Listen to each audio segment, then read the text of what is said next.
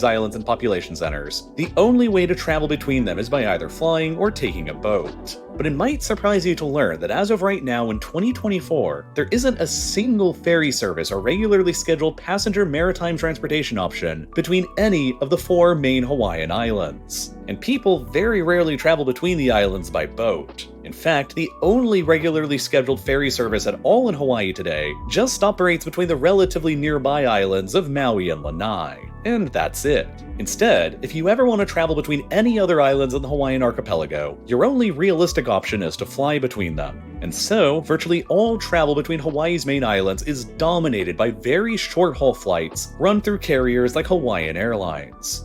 And this situation appears rather puzzling at first glance, because ferries and maritime transit are a very common and popular form of transportation across several other archipelagic parts of the world, including in many areas that have seen